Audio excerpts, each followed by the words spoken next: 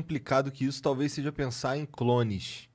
Imagina, meio que forçar Deus a dar vida pra alguém.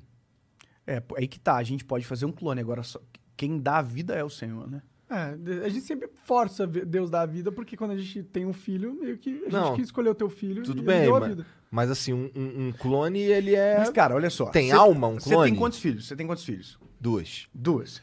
Você acha que alguém conseguiria fazer algo tão perfeito com as próprias mãos? Você acha que alguém conseguiria fazer? Cara, não. Pessoalmente, Não. eu também acho que não. Não, cara, a gente tem uma médica agora que tá fazendo a ultrassom da Serena. Cara, ela falou um negócio pra mim, pra minha esposa, que a gente ficou assim, caraca, mano. Olha o que ela falou. Olha o que ela falou. Ela falou assim: a gestação é algo tão complexo e tem tanto milagre envolvido que é tudo pra dar errado e que no final dá certo. Tem muito mais chance de não acontecer do que verdadeiramente acontecer. Cara, é uma junção de tantos milagres. Se você acompanhou as ultrassons da tua esposa, tu viu. Cara, quando você olha que os dois lados do cérebro estão formados, você fala, caraca, mano, mais uma etapa, venceu. Aí você vê, entendeu? É tão complexo, é tão... Um monte de etapa que pode dar errado. Pode dar errado, cara, que o homem não tem isso, não consegue fazer, cara.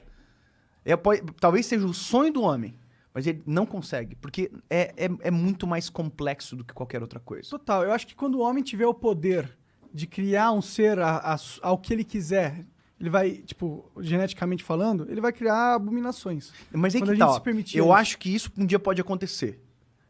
De eu mexer na genética, mas não fazer do zero. Eu vou precisar de um outro ser humano pra fazer, Então, mas eu entendeu? acho que se o cara Vou precisar de quiser uma gestação, entende? Do alterar zero a gente não tem essa geneticamente capacidade. mas eu acho que se a gente se pegar isso e querer achar que a gente pode Vai ficar muito criar um perigoso. ser perfeito Vai ficar através das nossas escolhas da alteração genética, eu imagino que na nossa tentativa a gente vai criar centenas ou milhares de aberrações. Porque na nossa tentativa de explorar o perfeito, de encontrar o que é um ser não perfeito, sabe o que é perfeito. a gente não sabe Por exemplo, exatamente. o que é perfeito? A minha orelha é assim. Qual que é a orelha perfeita?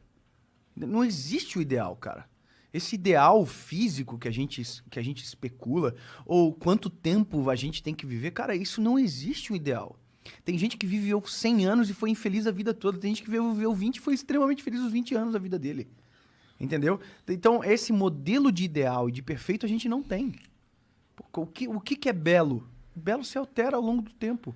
E toda vez que a gente tentar supor que nós temos essa capacidade, a gente vai criar aberrações. Cara, e aí a gente só vai maximizar aquilo que é mal hoje na sociedade, sabe? A gente só vai gerar desequilíbrio. Eu sei que parece que é uma conversa que se transpõe muito ao futuro e menos de realidade, mas se a gente olhar para a realidade, a gente já tem muito artifício do que pode acontecer, das nuances da história. Quando a gente decidiu ter o terceiro filho, era meu sonho ter uma menina. Meu sonho da minha vida, cara. Eu sempre falei que eu queria ter uma menininha.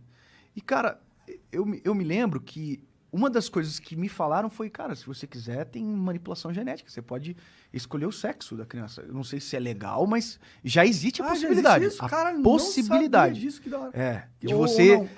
Por exemplo, assim, quer ver, ó? Se você vai fazer uma fecundação in vitro lá, eu posso falar uma besteira muito grande aqui, tá? Então, não sou da área, eu posso falar uma grande besteira, mas... Eu acho que a parada é que o médico não pode falar, mas ele sabe o que é.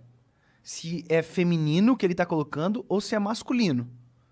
Eu acho que talvez ele não possa falar tipo assim, não pode dar o direito de escolha, tá? Mas quando ele fecunda, ele sabe o que vai dar. Mas ele sabe o que vai dar. Ele sabe, por exemplo, o que não vai já, ele já pode falar, ó, esse aqui é fraquinho, esse aqui não vai desenvolver.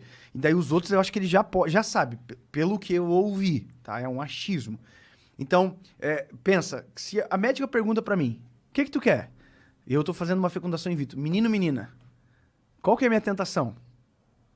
Eu vou falar o que eu quero.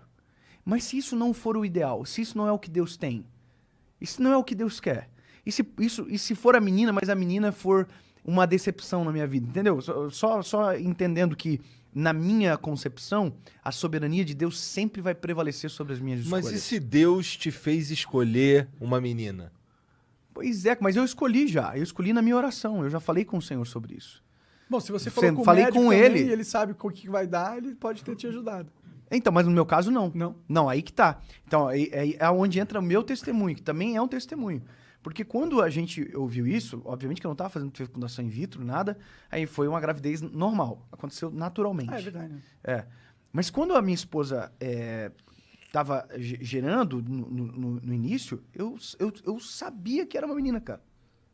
Porque eu já tinha orado tanto sobre aquilo, e Deus já havia falado com algumas pessoas através de sonho e tal, que eu teria uma menina, que pra mim tava tão claro, que eu me lembro que eu tive um momento de oração um dia, que eu tava preparando para uma série, e eu tava orando. Tava, Senhor, obrigado, Jesus, pela minha esposa, obrigado pelos meus filhos. Aí eu comecei a orar por cada um. Jesus, eu oro sobre a vida do João, declaro que ele vai ser uma bênção pra geração dele, tal. Orei pelo Noah. E aí, cara, quando eu tava orando, eu falei, cara, eu vou orar pela minha filha também. Mas a Paula nem grávida tava. Não tava nem grávida nesse dia que eu orei. E eu falei, Jesus, eu oro sobre a minha filha, Senhor. Eu declaro que a minha filha Serena vai ser uma grande mulher de Deus, uma resposta pra geração dela e tal. Cara, eu comecei a chorar. Senti uma coisa tão gostosa no meu espírito, assim, uma alegria tão grande, sabe? Que eu me lembro que eu cheguei em casa e falei pra minha esposa, amor, aconteceu isso, tal, eu tava orando. Ela, amém, amor, e tal. Passou um mês, ela engravidou. E aí, quando a gente foi fazer o teste, cara, eu me lembro que eu falei assim, cara, não dá, mano. Poxa, ou eu creio no que eu falo e no que eu experimento, ou eu paro de crer. É uma menina, não adianta. É uma menina.